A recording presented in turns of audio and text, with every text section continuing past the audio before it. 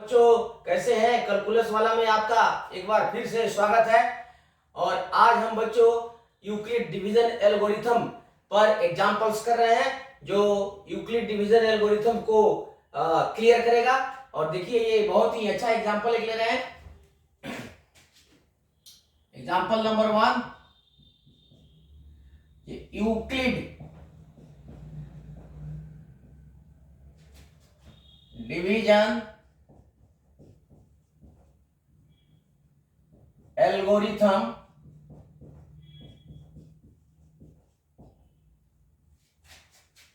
द्वारा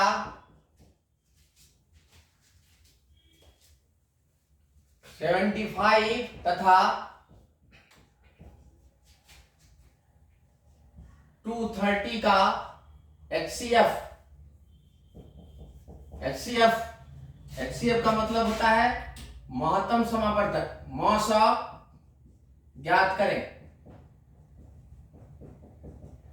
तो इसका हल लेते हैं, बहुत सिंपल है। हमने बताया है कि दो संख्या जो भी लेते हैं, एक को ए और एक को बी लेते हैं, बड़ी संख्या को हमेशा बी लेते हैं और छोटी संख्या को ए लेते हैं। इसलिए स्पष्ट है कि a is equal to 230 and b is equal to 75। अब q और r लेना है क्योंकि डिवीजन एल्गोरिथम में a b के साथ साथ q r भी आता है। इसके लिए हम बड़ी संख्या को छोटी संख्या से डिवाइड करते हैं। चलो यहाँ पर लिख लेते हैं रफ वर्क में। तो 75 से डिवाइड करेंगे 230 को, तो ये आपका जाएगा, ये 3 टाइम्स में जाएगा। तो 5 3 जा 15, 1 21 22। तो ये बचेगा आपका 5, ये कैंसिल हो गया। अब फिर इसको 5 से 75 को डिवाइड करेंगे तो ए आ जाएगा आपका 15 75। देखिए फाइनली कट जाता है और रिमाइंडर 0 आता है। तो हमने बताया है कि जब रिमाइंडर 0 आता है तो उस स्टेप वाला जो भाजक होता है वही HCF होता है। तो यहाँ 0 हो गया, तो ये 5 जो है ये इसका आपको 75 और 230 का HCF हो गया, महत्तम समावर्तक। अब इसको हम लिखेंगे यहाँ पर कैसे, देखिए यहाँ पर। तो therefore Euclid algorithm, division algorithm सिर्फ एल्गोरिथम लिखिएगा तो भी चल जाएगा काम। Algorithm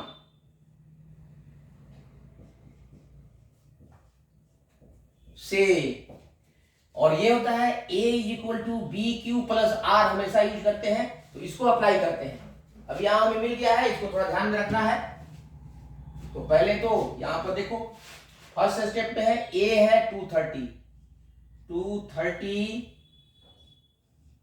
is equal to B हमने लिया है 75 और इनटू क्यू हो जाएगा 3। फर्स्ट का जो भाजक है भागफल है 3 है और इसका जो रिमाइंडर है 5 है। अब फिर इस भाजक को यहां पर हम नंबर ले लेंगे। तो 75, ये 75 इज इक्वल टू 5 इंटू 15, ये हो जाएगा 5 इंटू 15 और प्लस 0। देखिए यहाँ पर रिमाइंडर 0 आ गया, तो इसका जो भाजक है फाइनली ये भाजक है, यही इसका HCF हुआ।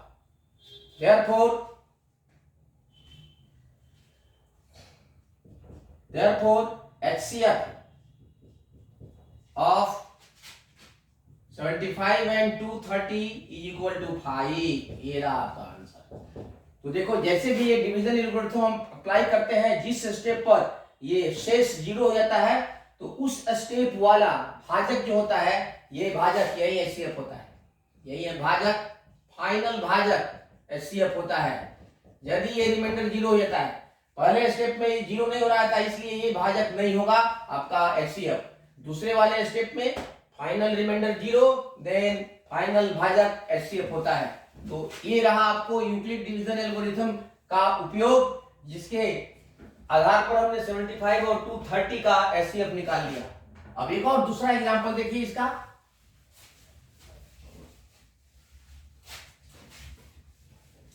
ये काफी इंपॉर्टेंट है। एग्जाम्पल 2,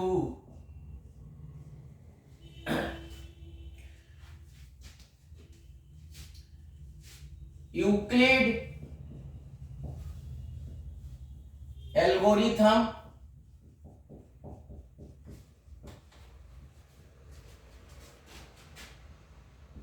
के प्रयोग से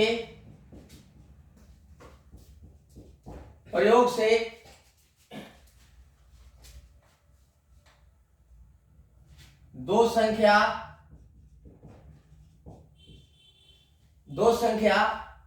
1651 तथा 2032 का HCF ज्ञात करें तथा HCF को 1651 into M plus 2032 into N के रूप में व्यक्त करें, जहां M तथा N पूर्णांक है।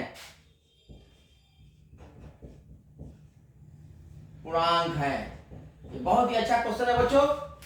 इसका भी हम यूक्लिड डिवीजन एल्गोरिथम से ही एचसीएफ निकालेंगे और फिर देखिए इसका हल करते हैं। इसमें भी स्पष्ट है कि a इज इक्वल टू, देखो यहाँ a बड़ी संख्या को a लेते हैं 2032 और छोटी संख्या को b लेते हैं 1652। तो एचसीएफ निकालने के लिए हम डिवाइड कर देते हैं इसको 1652 51 है, 52 नहीं है, तो सुधार लीजिए। और ये है 2032, देखो ये 1 टाइम्स में जाएगा, ये 1 टाइम्स में जाएगा, तो ये हो जाएगा 1651, तो ये हो जाएगा 1 और ये 13, दिस विल बी 8 और ये हो जाएगा 9 3 81 और ये कैंसिल हो जाएगा। अभी रिमाइंडर 0 नहीं है तो आगे इसको प्रोसीड करेंगे। ये हो जाएगा भाजक और ये हो जाएगा संख्या। अब इसको डिवाइड करेंगे तो ये जाएगा आपको 3 टाइम्स में, ये जाएगा 3 टाइम्स में, तो ये हो जाएगा 3, ये हो जाएगा 3 और ये हो जाएगा आपका 24, या 5 से जाएगा 5 और ये हो जाएगा 3 3 या 9 9 2 या 4 से देखते हैं, 4 से जाना चाहिए, 4 से जाएगा ये और ये हो जाएगा 8 4 या 32 3 और दिस विल बी 15, ये हो जाएगा आपको 7, ये 4 हो गया 2 और दिस विल बी 1, ये कैंसिल हो जाएगा। फिर भी 0 नहीं है तो एक दफा ये और जाएगा, एक बार और डिवाइड करेंगे, ये 381, तो ये 3 से चल जाएगा, ये हो जाएगा 381, तो ये कट जाएगा, 0 आ गया फाइनल। तो ये हो गया आपका फाइनल डिवाइजर, फाइनल भाजक जो होता है वो इसका एचसीएफ होता है। तो पहले हम एक्सप्रेस करते हैं इसको डिवीजन एल्गोरिथम से, इसलिए यूक्लिड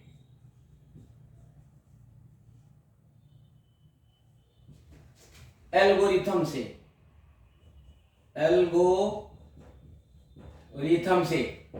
केयरफुली लिखना है थोड़ा, क्योंकि बहुत ये 1 2 3 स्टेप्स का है, तो ये सीधे लिखेंगे हम a equal to B Q plus R. पहले हमने यूक्लिड्स एल्गोरिथम का स्टेटमेंट लिख दिया, अब इसको लेते हैं हम यहाँ पर, तो ये हो जाएगा a हो जाएगा सबसे बड़ा नंबर 2032 इज इक्वल टू ये 1651 इंटू क्यू हो जाएगा 1 और प्लस इसका रिमाइंडर है 381, इसमें बहुत जरूरी है, इसका वैल्यू निकालना जरूरी है। ये इसको नंबर 1 ले लेते हैं। अब फिर दूसरा स्टेप लिखते हैं। ये स्टेप खत्म हो गया।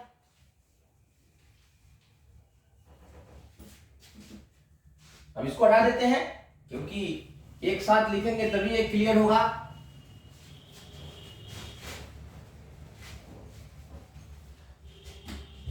अब यहां से यहां आ जाते हैं। अब दूसरा स्टेप वाला लिखते हैं। अब 1651 equal to this into this 381, तो ये हो जाएगा 381 इंटू 4 और प्लस इसका रिमाइंडर है आपका 127।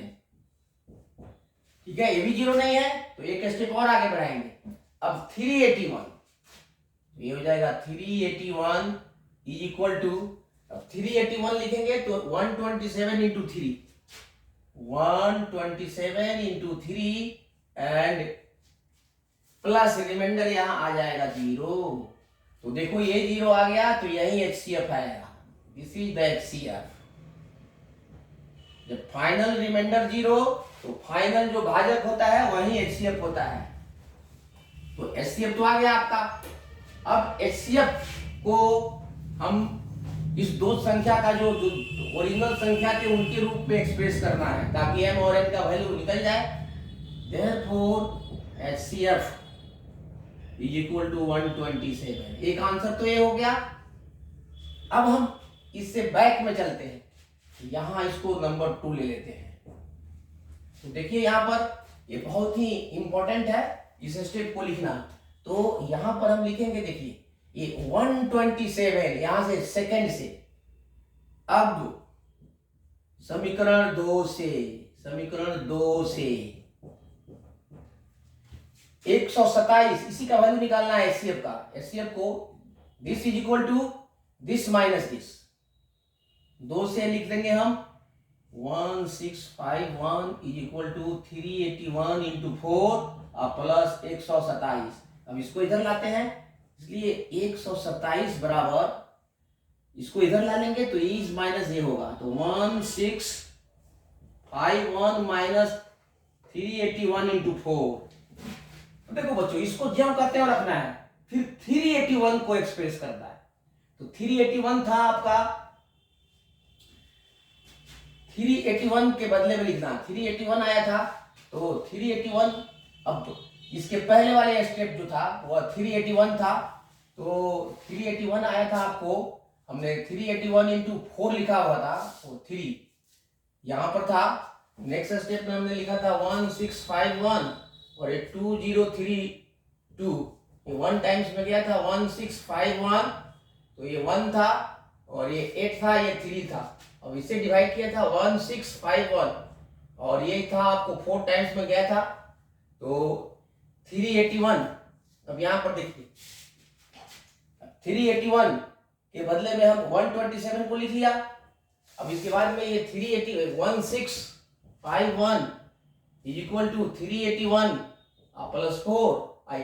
अब इसके बाद से जो था इसको हमने लिखा था इस एक्सप्रेशन में 2032, फर्स्ट वाला था ये 2032 इज इक्वल टू 1651 इंटू 1 और प्लस 381।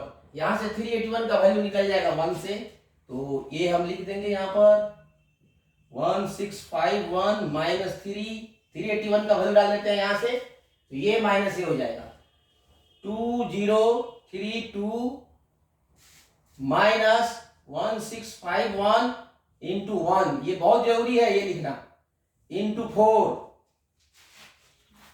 क्योंकि ओरिजिनल नंबर में जाना है हमको।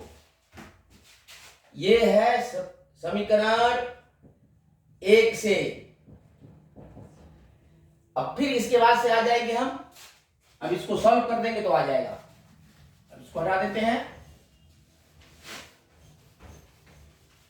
तो 127 इक्वल टू हमको लेना है, तो अब आ जाएंगे यहां पर, तो 127 इज इक्वल टू, अब इसको मल्टीप्लाई कर दो, इससे खोल दो, 1651 माइनस, अब देखो 4 इंटू दिस 2032 इंटू 4, और ये माइनस माइनस प्लस हो जाएगा, तो प्लस ये हो जाएगा 4 इंटू दिस 1651 इंटू 4।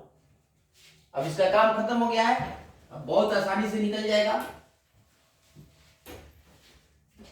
तो ये है 127 इज इक्वल टू, अब देखो ये एक है और इधर 4 है, 4 इंटू, तो ये है 4x और ये है x, तो 5x, अर्थात 1651 इंटू 5 हो जाएगा ये।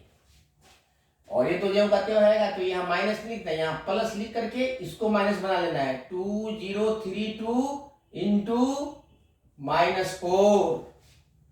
देयरफॉर HCF हो जाएगा आपका, HCF of 1651 and 2032 is equal to, ये हो जाएगा 1651 इंटू 5 प्लस 2032 और इंटू -4। और ये कंपेयर करने के बाद में 165 विच जो 1651 m प्लस 2032 इंटू n रूप का है, इसलिए इससे कंपेयर करेंगे तो m आ जाएगा हमारा 5 तथा n आ जाएगा आपका -4। ये रहा आपका आंसर। तो इस तरह से ये क्वेश्चन थोड़ा सा घुमाने वाला था, लेकिन ध्यान रखो हम HCF को ओरिजिनल नंबर 1651 और 2032 के रूप में एक्सप्रेस कर दिए, जिससे m का वैल्यू 5 आ गया और n का वैल्यू -5। ठीक है, तो ये रहा, बहुत अच्छा एग्जांपल था जो आपको ये बोर्ड में पूछ सकता है, इसलिए इसको ध्यान से देख लीजिएगा और वीडियो को बार बार देखिए, समझ में आ जाएगा। तो ये रहा यूक्लिड्स डिवीजन एल्गोरिथम का उपयोग, जिसको हम उपयोग करके और HCF का वैल्यू निकाल सकते हैं। अब थोड़ा देखते हैं कि यूक्लिड्स डिवीजन लेमा का प्रयोग कैसे करते हैं। तो इसके लिए एक एग्जांपल लेते हैं, एग्जांपल नंबर 3। यूक्लिड डिवीजन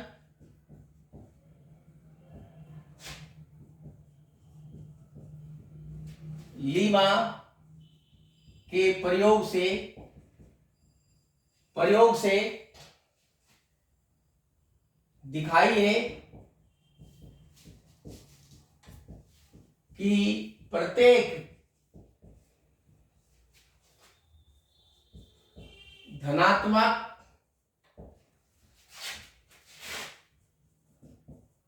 विषम संख्या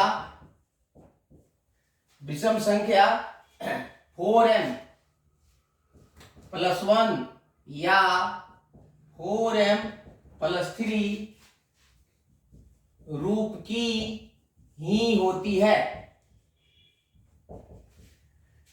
तो मतलब ये क्वेश्चन ऐसा है कि दुनिया की कोई भी और संख्या हो, विषम धनात्मक संख्या है, तो वह या तो 4m + 1 रूप की होगी या 4m + 3 रूप की होगी, यही साबित करना है। तो इसके लिए बच्चों देखिए बहुत आसान है, हम इसका सॉल्यूशन लेते हैं। इसके लिए देखो यहाँ 4m + 1 है, तो b का वैल्यू 4 लेना जरूरी है। जितना जिस रूप का है उसी का जो कोएफिशिएंट है वही b लेते हैं। a हम कोई भी एक नंबर ले लेते हैं जो धनात्मक विषम संख्या है। तो इसके लिए हम मान लेते हैं, माना कि a = n एक विषम संख्या है, एक विषम धनात्मक संख्या है।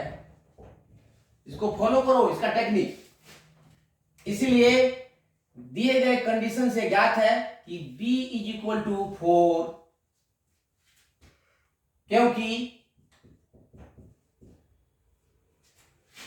4m + 1 या 4m + 3 दिया हुआ है, दिया गया है। तो a और b हो गया। अब a और b को हम एक्सप्रेस, इसलिए डिवीजन एल्गोरिथम से, इसलिए यूक्लिड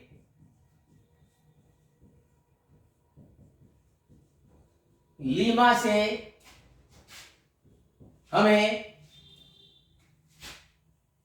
Q तथा R दो संख्या प्राप्त होते हैं जहां A is equal to B Q plus R, और R का वैल्यू होगा यहां पर देखो 0 लेस देन और equal to R, less than ये बी होगा। यही डिवीजन एल्गोरिथम का स्टेटमेंट है। यहां पर इसके लिए n इज इक्वल टू हमने ले लिया, b की जगह पर 4 लिया, 4qn प्लस r, और r का वैल्यू यहां पर देखिए, r का वैल्यू क्या हो सकता है 4, तो r इज इक्वल टू हो सकता है, यहां पर लिखेंगे 0 छोटा है r से, r छोटा है 4 से, तो r 4 से छोटा होगा तो 0 1 2 3 3 नंबर होगा। इसलिए अब इसको एक्सपेंड करके लिखते हैं, r का वैल्यू 0 1 2 3, इसलिए यहां पे होगा r इक्वल टू 0 1 2 3। अब r का वैल्यू ले लेते हैं, इसलिए n हो जाएगा आपका, यहां से ले लीजिएगा n equal to 4q plus 0, एक बार r ले लिया, या हो सकता है 4q प्लस 1, 4q प्लस 2, या 4q प्लस 3 हो सकता है। अर्थात 4 संख्या हमारे पास हो गई, लेकिन हमें शो करना है कि ये संख्या न तो ये हो सकती है न तो ये हो सकती है, या तो ये होगी या ये होगी। तो एक एक करके हम टेस्ट कर रहे हैं। हमको पहले से मालूम है कि n एक विषम संख्या है, इसको ध्यान में रख करके इसका टेस्ट करते हैं। इसमें से 2 केस रिजेक्ट हो जाएगा, इसलिए केस 1, जब n is equal to 4q plus 0 हो, इसको लिख सकते हैं 2 इंटू 2q। अब देखो 2 इसका फैक्टर है, ये है सम संख्या, क्योंकि 2 इसका एक गुणनखंड है, और जबकि हमको लेना है n क्या है, विषम संख्या, इसीलिए सम संख्या, लेकिन n विषम है, विषम संख्या है, n विषम संख्या है, इसलिए यह केस संभव नहीं है, इसलिए इसको रिजेक्ट कर दिया। अब केस 2 ले लेते हैं। केस 2, जब n is equal to 4q plus 1, इसमें 2 कॉमन फैक्टर नहीं है, बराबर ऑड, यानी विषम संख्या है,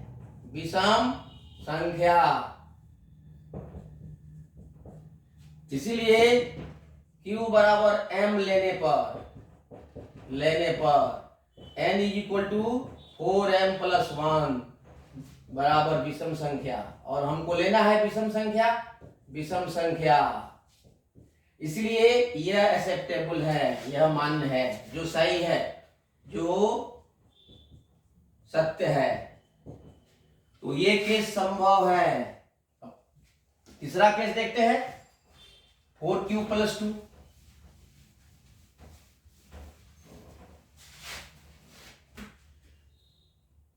अब इधर आ जाते हैं, केस 3, जब n is equal to 4q plus 2, इसमें भी 2 कॉमन हो जाएगा, तो 2q प्लस 1।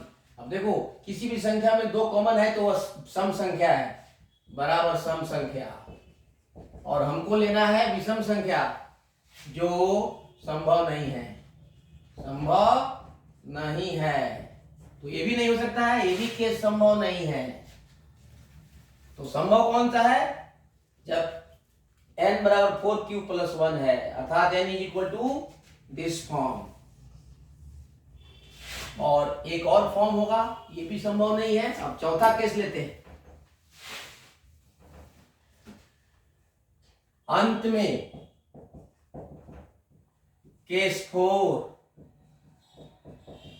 जब n is equal to 4q plus 3, इसमें भी 2 कॉमन नहीं हो सकता है, इसलिए यह विषम संख्या है, विषम संख्या, क्योंकि इसमें 2 कॉमन नहीं है, कॉमन नहीं है, इसलिए q बराबर m रखने पर n is equal to 4m plus 3 बराबर विषम संख्या, और हमें विषम संख्या ही लेना है, इसलिए ये भी सही है, इसलिए यह संभव है, संभव है, अर्थात ये भी संभव है। इस तरह से हमें 2 ही केस मिले, जब n बराबर 4m प्लस 3 या 4m प्लस 1, अर्थात जब भी कोई और, इसलिए कोई विषम संख्या बराबर या तो 4m प्लस 1 या 4m प्लस 3, हेल्स प्रूव्ड। अर्थात दुनिया की कोई भी विषम संख्या सिर्फ 2 ही रूप की हो सकती है, 4m प्लस 1 या 4m प्लस 3। तो ये रहा, इस तरह का क्वेश्चन थोड़ा सा प्रूव करने लायक होता है। तो इसमें टेक्निक देखिए, बी को हम सीधे क्वेश्चन से ले सकते हैं, और ए को कोई भी संख्या, जिस संख्या का टेस्ट करना है वैसा ही संख्या मान लेते हैं, और उस पर डिवीजन एल्गोरिथम